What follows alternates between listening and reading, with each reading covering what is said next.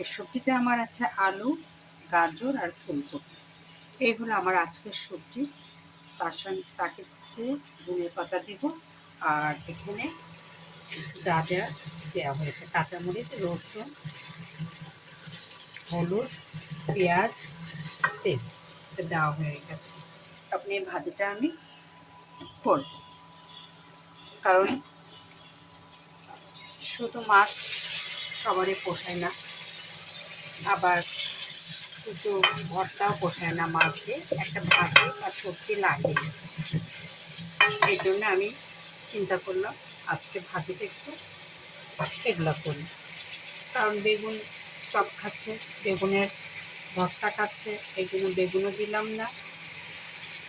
পাতাকপি আছে তাও দিইনি, পাতাকপির চপ খাওয়া হচ্ছে সবজি হিসাবে, এগুলোও দিলাম না। দিলাম আমি গাজর, ফুলকপি, আলু, ধনের পাতা। এইটি আমার আজকে সবজিটা হবে। আমি বারবারই বলি, আমি এক হাত দিয়ে ভিডিও করি, এক হাত দিয়ে রান্না করি বিদায় আমার পাতিলটা অনেক নরম।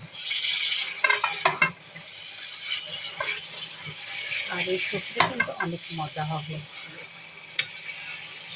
রোজা না থাকলে তো এই সবজি দিয়ে রুটি খাওয়া হতো, কিন্তু রোজা আসাতে আর রুটি খাওয়া বন্ধ হয়ে গেছে। আমার বউও বেঁচে গেছে রুটি বানানো, আমিও বেঁচে গেছি।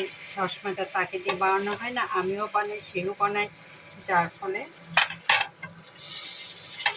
এখন আমি করছি সবজি। এই সবজি শুধু হবে ভাত দিয়ে, তবে এই রাতে না, এটা সেহরির জন্য এই সবজিটা রান্না করা হচ্ছে।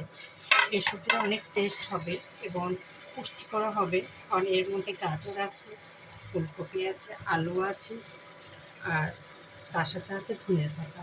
আমি ইচ্ছা করলে আরও সবজি বাড়াইতে পারতাম, কিন্তু আরও বাড়ালাম না। কেন? আর রোজার মাসে অনেক খাদ্য নষ্ট হয়, রোজা থাকা হয়, শুধু একবেলা সবাই সেহরিতে খায়, যার ফলে দেখা যায় যাই রান্না করা হয় না একটু থেকে যায়। এই জন্য আমি অল্প করে বসিয়ে দিলাম এই সবজি। এই সবজিটা খেতে সবাই পছন্দ করবে, যেহেতু গাজর আছে একটু মিষ্টি মিষ্টি লাগবে, ভাত দিয়ে খেতে খারাপ লাগবে না, ভালোই লাগবে।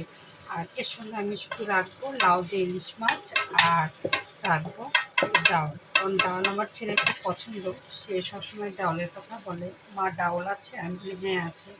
তবে প্রতিদিন আর রান্না করবো না, আজকে ডাউল অনেক নষ্ট হয়েছে, যার ফলে আজকে কালকে সিএরিতে ডাল রাখবো, তারপর আবার একটু অন্য তরকারি ঝোল জাতীয় বেশি করবো। কারণ যে কোনো জিনিসই প্রতিদিন খাবার বাচ্চাদের পছন্দ হয় না, একটু ব্যতিক্রম লাগে।